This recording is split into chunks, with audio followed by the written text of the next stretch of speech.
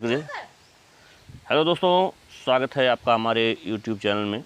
हम लोग पिछले वीडियो में अपभ्रंश शैली के बारे में देखे थे कि अपभ्रंश शैली को किन किन भिन्न भिन्न नामों से जाना गया है। अपभ्रंश शैली में चित्रित कौन कौन सी पोथियाँ हैं, अपभ्रंश शैली का केंद्र कहाँ है, इन सब चीज़ों को हम लोग देखे थे। और आज हम लोग देखेंगे अपभ्रंश शैली में जो चित्रित पोथियाँ हैं, जो चित्रित पटचित्र हैं, उन सब के बारे में देखेंगे। यहाँ से भी प्रश्न बनते हैं। तो आइए हम लोग अपभ्रंश शैली में देखते हैं। एक बड़ा ही पटचित्र है, यानी कपड़े पर चित्रकारी की गई है, और वह है बसंत विलास। बसंत विलास को लेकर के भी कई बार प्रश्न पूछा गया है। तो दोस्तों, बसंत विलास एक पटचित्र के रूप में है, और इस पर चित्रण कार्य 1451 ईस्वी में गुजरात के शासक थे अहमद शाह कुतुबुद्दीन। इनके समय में रत्नगिरी के द्वारा चित्रित किया गया था, और इस पटचित्र के खोज का श्रेय नानालाल चमनलाल मेहता को जाता है। और यह बसंत विलास वर्तमान समय में USA के वाशिंगटन के फेयर आर्ट गैलरी में संग्रहित है। दोस्तों, इस बसंत विलास का जो आकार है, पटचित्र का जो आकार है, यह 436 इंच लंबा है और 9.15 इंच चौड़ा है। और इस पटचित्र में 1 इंच बाएं हाशिया छोड़ा गया है और 3/4 इंच दाएं हाशिया छोड़ा गया है। और इस पटचित्र में कुल 79 चित्र वर्णनात्मक शैली में बने हैं, और इसका विषय नायक नायिका प्रेम प्रसंग है। और इस बसंत विलास में फाल्गुन मास का विशेष वर्णन किया गया है, और यह पटचित्र कालिदास की रचना ऋतु संहार पर आधारित है। तो दोस्तों, ये जो पटचित्र है, इस पटचित्र की रंग योजना बड़ी ही सरल है, और पीले पृष्ठभूमि पर चित्र बने हुए हैं, और इन चित्रकारी करने में लाल, पीला, नीला इत्यादि रंगों का प्रयोग किया गया है। तो दोस्तों, बसंत विलास बड़ा ही महत्वपूर्ण है पटचित्रकारी के रूप में, और यहाँ से प्रश्न भी पूछा जाता है। और एक दूसरा महत्वपूर्ण पटचित्र है पंचतीर्थ। ये भी पटचित्र के रूप में है, और लगभग 1435 ईस्वी में पंचतीर्थ पटचित्र को चित्रित किया गया था, और वर्तमान समय में यह गुजरात के शांतिनाथ भंडार में संग्रहित है। दोस्तों, एक अपभ्रंश शैली में चित्रित बड़ी ही महत्वपूर्ण पोथी है कल्पसूत्र, और कल्पसूत्र को लेकर के कई प्रश्न बने हैं। और सबसे महत्वपूर्ण प्रश्न तो यही है कि कागज़ में भारत में चित्रित पहली पोथी कल्पसूत्र की ही है। तो दोस्तों, थोड़ा सा कल्पसूत्र के बारे में देखते हैं। दोस्तों, कल्पसूत्र को अपभ्रंश शैली में सर्वाधिक बार चित्रित किया गया है, या कह सकते हैं दूसरे शब्दों में कि अपभ्रंश शैली में सर्वाधिक चित्रित पोथी कल्पसूत्र है।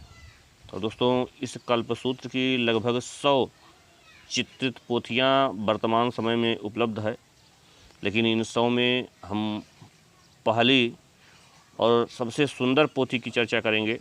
दोस्तों, भारत में आप लोगों को बताया भी थी कि कागज़ पर चित्रित पहली पोथी कल्पसूत्र ही है, और इस कल्पसूत्र की सबसे जो प्राचीन प्रति है, उस पर चित्रण कार्य 1216 विक्रम संवत अर्थात 1159 ईस्वी में हुआ, और यह प्रति वर्तमान समय में राजस्थान के जैसलमेर संग्रहालय में सुरक्षित है। लेकिन कल्पसूत्र की जो सर्वश्रेष्ठ प्रति है, उस पर चित्रण कार्य जौनपुर के शासक हुसैन शाह सरकी के समय में हुआ था, और इसे देवीदास ने चित्रित किया था। और यह सबसे जो सुंदर पोथी है, जिसे स्वर्णाक्षरी पोथी भी कहा गया है, वर्तमान समय में बड़ौदरा के नरसिंह जी मेहता पोल मंदिर संग्रहालय में सुरक्षित है। दोस्तों, इस पोथी को स्वर्णाक्षरी प्रति इसलिए कहा गया था क्योंकि इस पर चित्रकारी करने के पश्चात सोने के कण जो है बुरख दिए गए थे, इसलिए इसे स्वर्णाक्षरी प्रति कहा गया है। तो यहाँ हम लोग देखें कल्पसूत्र जो बड़ा महत्वपूर्ण है, और कल्पसूत्र के बाद में एक पोथी है धर्माम्बुद।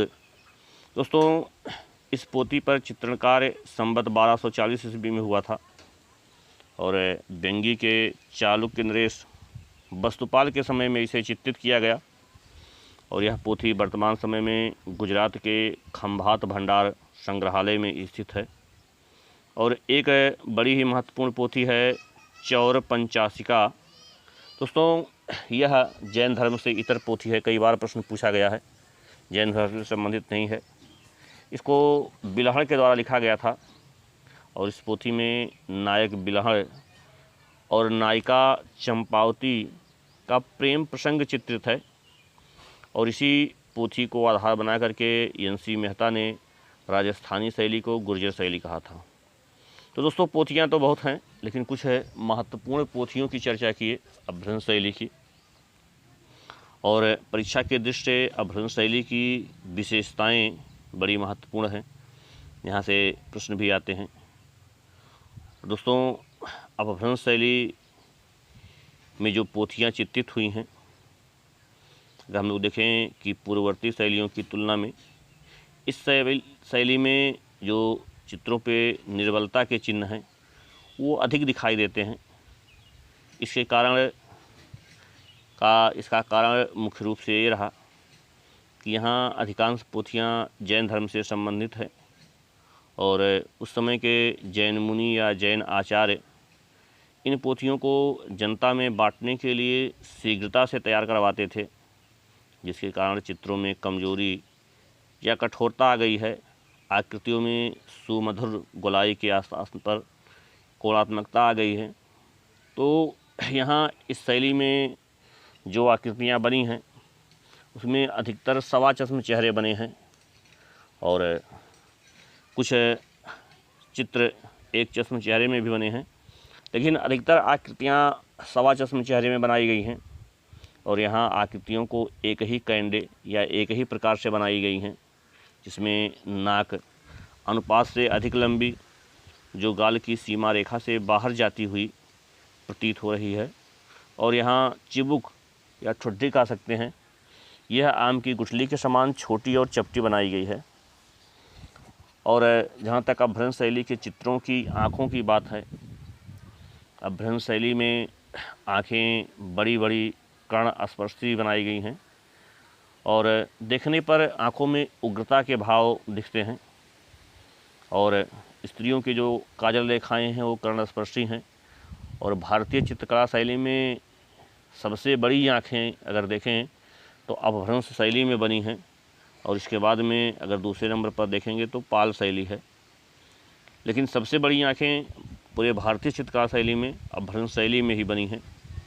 और यहाँ इस शैली में जो उंगलियाँ वगैरह बनाई गई हैं उसमें रेखांकन में कठोरता और निर्बलता और अत्यधिक अलंकारिकता के दर्शन होते हैं। और यहाँ इस शैली के चित्रों में धरातल पर इकट्ठे अनेक दृश्यों का अंकन कर दिया गया है।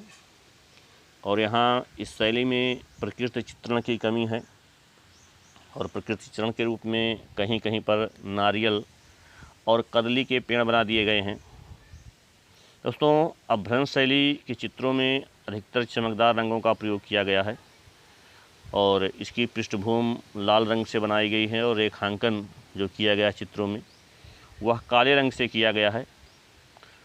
यहाँ इस शैली में जो चित्र बनाए गए हैं, पशु पक्षी हो या मानव आकृतियाँ हों, वो गुड्डे गुड्डी के समान दिखाई देते हैं। और चित्रों में अगर कहीं बादल वगैरह बना दिया गया है तो वह रोई के ढेर के समान प्रतीत होता है।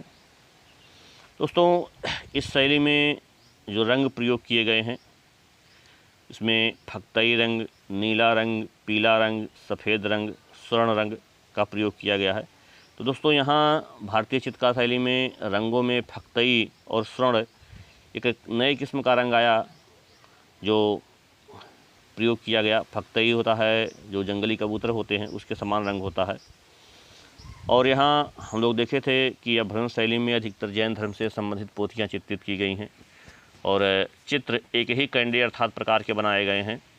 तो यहाँ इस शैली में जैन तीर्थंकरों को पहचानने के लिए जो उत्तम साधन था वह इन तीर्थंकरों को भिन्न भिन्न रंगों में चित्रित कर दिया गया है। जैसे ऋषभदेव को स्वर्ण रंग से चित्रित कर दिया गया, नेमिनाथ को काले रंग से चित्रित कर दिया गया, पार्श्वनाथ को नीले रंग से चित्रित कर दिया गया, महावीर स्वामी को पीले रंग से चित्रित कर दिया गया। तो ये रंग ही इन तीर्थंकरों की पहचान थी। दोस्तों अभ्रंश शैली में बस इतना ही। और यहाँ अभ्रंश शैली की विशेषता बहुत महत्वपूर्ण है। यहाँ विशेषताओं से कई बार प्रश्न पूछे गए हैं। यहाँ आँखों को लेकर के पूछा गया है, सवा चश्मे चेहरे को लेकर के पूछा गया है और जैन तीर्थंकरों को लेकर पूछा गया है। तो दोस्तों इस वीडियो में बस इतना ही। और अगर आपको वीडियो अच्छा लगा हो तो कमेंट बॉक्स में बताइए, जिससे हम और भी नए नए वीडियो आप तक पहुंचाते रहें। और जिन दोस्तों ने अभी तक हमारे चैनल को सब्सक्राइब नहीं किया है वो सब्सक्राइब कर लें, जिससे नए नए वीडियो के नोटिफिकेशन उनको मिलते रहें। धन्यवाद।